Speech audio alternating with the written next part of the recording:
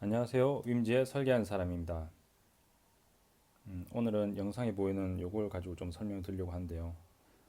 요거는 지금은 이름이 바뀌었지만 대우전자에서 만들었던 생산했던 그 화이트 TV, 허그라고 불리는 30인치 TV에 들어가는 스탠드 두 가지 스탠드 중에 하나인 푸타입 스탠드입니다.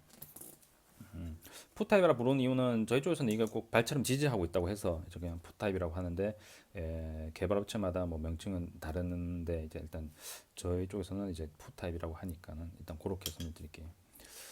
일단 스탠드는 TV를 넘어지지 않게끔 받쳐주는 역할을 하는 거기 때문에 어, 이 이쪽 폭이죠. 폭이 좀 중요합니다. 근데 TV를 보통 하거나 뭐 모니터도 마찬가지겠지만 TV를 안 넘어지게 하는 거기 때문에 그 기준이 이제 회사마다 다른데 뭐 어떤 경우에 따라서는 TV를 이게 기울여지는 각도가 뭐 10도에서 15도까지 버티게끔 해야 된다. 아니면 뭐 작게는 5도. 그리고 디자인 특성에 따라서 뭐 조금 고가형 디자인이거나 아니면 좀 특성을 가진 디자인 같은 경우에는 뭐 그때 그때 따라 기준을 다르게 하긴 하지만은 보통은 뭐 각도를 가지고 보통 이제 그 스탠드 기준을 잡습니다. 요 같은 경우도 지금은 길이가 한 보시면 한 200 정도 되는데 처음 왔을 때는 이거보다 좀 폭이 좀 작았습니다. 근데 그게 안정성으로 좀 안 되기 때문에 그러고 지금 그때 고객이 요구했던 게 거의 10도에 가깝거든요. 이게 TV가 10도 길어졌을 때까지 버텨야 되는 그거기 때문에 폭 부분 같은 경우에는 약간 그때 디자인에 비해서는 좀 키운 택입니다. 높이 같은 경우에도 뭐 되게 높은 경우에는 TV가 넘어지는 각도가 뭐 10도 같은 10도라도 이 폭이 낮거나 높은 게 따라서는 그 길어지는 그 범위가 다르기 때문에 이것도 어느 정도 영향을 가지만 어쨌든 최종적인 사이즈를 가지고 이제 평가를 할 때 TV가 뭐 예를 들어서 뭐 10도까지 길어졌을 때 뭐 버텨야 된다. 뭐 15도까지 갔을 때 버텨야 된다. 뭐 이런 기준은 다 그 TV나 모니터 개발하는 쪽에 다 있으니까 나중에 혹시나 관련차를 가실 경우에는 뭐 스탠드를 뭐 맞는다 아니면 뭐 몸체 쪽을 맞는다 했을 때 뭐 그 기준은 그 본인이 몸 담고 있는 곳에 그 기준은 미리 확인해 놓으시는 게 이제 좋습니다. 지금 요거 같은 경우에는 이제 그냥 간단하게 상하 파팅으로만 그냥 나눠진 뭐 따로 뭐 가변 코어나 뭐 그런 쪽은 필요 없는 구조거든요. 보시면 요 같은 경우에는 여기가 이제 게이트 위치고 요 같은 경우는 위치 결정 보스 요게 스크류 체결 홀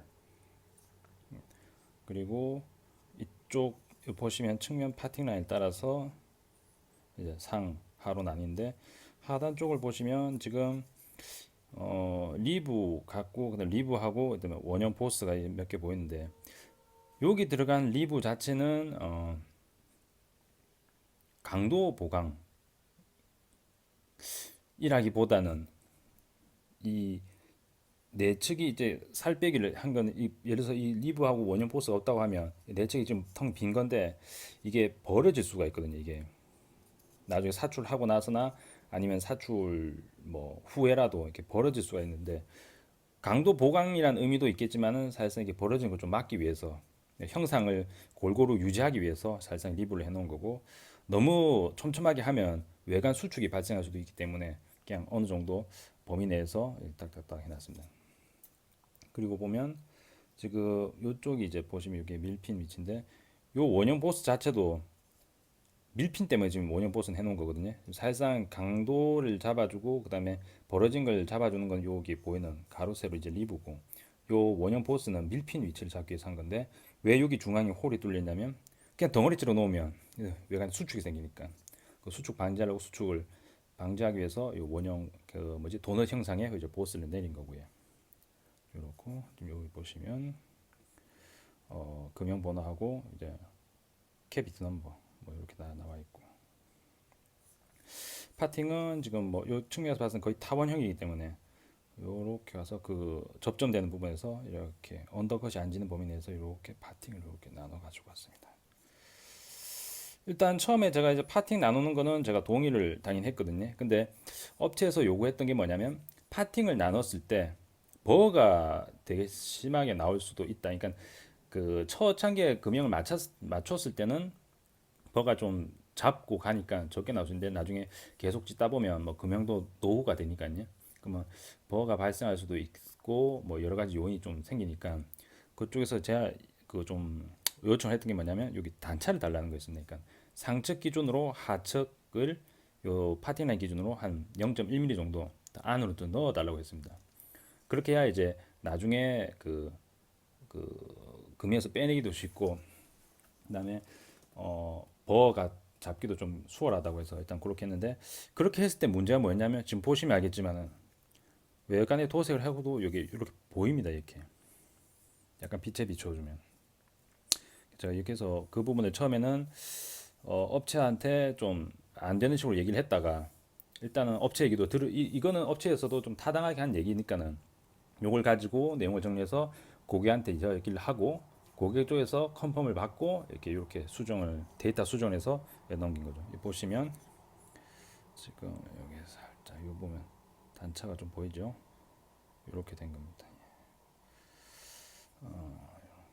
이렇게 하면은 사실상 정면에서 그러니까 이런 식으로 보면 뭐 딱히 뭐 나쁘지 않은데 측면에서 보면 좀, 좀 보기 안 좋죠. 예.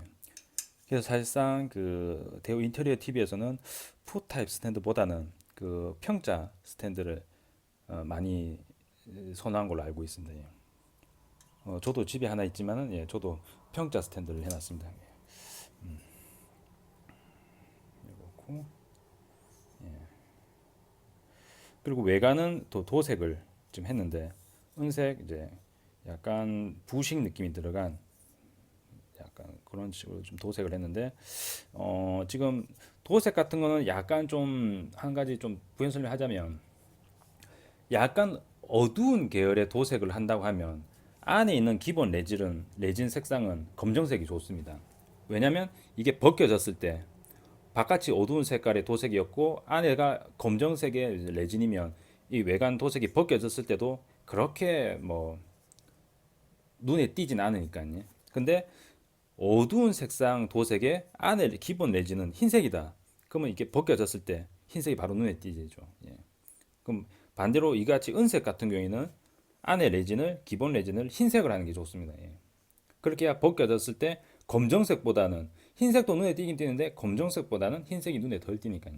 그러니까 나중에 도색을 제일 좋은 거는 원재료로 사출한 게 제일 좋지만은 뭐 은색 같은 거는 원재료로 사출할 수 있는 부분이 좀 열약하니까 보통 사출해 놓고 이제 도색을 입히는데 이제 이런 경우에는 베이스 색상을 좀 어떤 걸 맞춰서 하는지 그건 충분히 기구 엔지니어가 좀 고려를 해야 되는 부분입니다.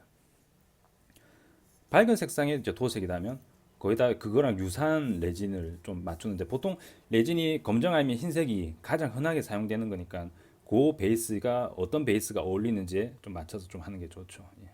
그래서 이게 저 같은 경우는 만약 이게 금색이다 그러면 여전히 저는 아직도 흰색 근데 만약에 뭐 군천색 그다음에 약간 어두운 느낌의 회색 이런 거 같은 경우는 약간 그 검정색 레진을 쓰는 게 좋죠. 예.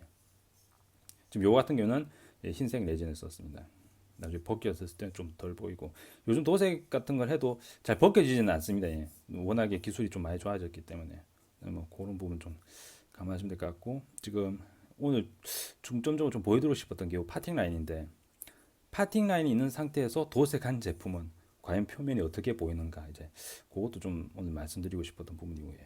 보면 좀, 좀 보기가 안 좋죠. 예. 근데 이게 보기가 안 좋다고 해서 이게 이렇게 하면 안 된다가 아니라 이런 문제를 미리 예상을 해서 그거 내용을 정리를 한다던가 아니면 빨리 유선상으로 그 담당자하고 그 고객 쪽 담당자한테 통화를 해서 경우에 따라서는 뭐 이런 경우에는 사진이나 뭐 내용을 확실히 명확하게 해서 보내주는 게 좋겠죠. 보낸 다음에 이런 요 문제가 생길 것 같은데 어떻게 하겠느냐 이런 식의 방법이 있고 저런 식의 방법이 있는데 어떻게 하겠느냐 하고 미리 안도 그러니까 제안할 방법도 아니면 해결할 방법도 미리 해서 같이 보내야지 고객 입장에서도 이런 문제가 있으니까는 그러면 요 제안해 주신 요 방법을 하겠다 고객 입장에서도 좀 편하게 선택을 할 수가 있겠죠. 예. 무턱대고 이렇게 하면 이상한데요 라고 보내면 고객은 그럼 뭐 어쩌라고요 이렇게 날라올 수도 있으니까는 미리 뭔가 문제점이 있을 때는 해결안을 가지고 같이 이제 보내서 이제 컨펌을 받는 게 좋죠. 예. 여기 보면 이렇게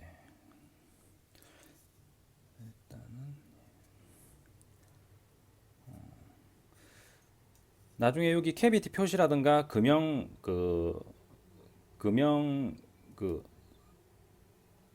이름이죠. 예. 요 몰드 금형 이름도 어디 새길지 그거 같은 경우에는 특별히 요구하는 부분이 있으면 그거를 금융업체에 전달하고 금융업체에다가 특별히 전달하지 않으면 금융업체에서는 이렇게 알아서 그냥 내 측에다가 뭐 이렇게 좀 진행을 합니다. 오늘은 여기까지입니다.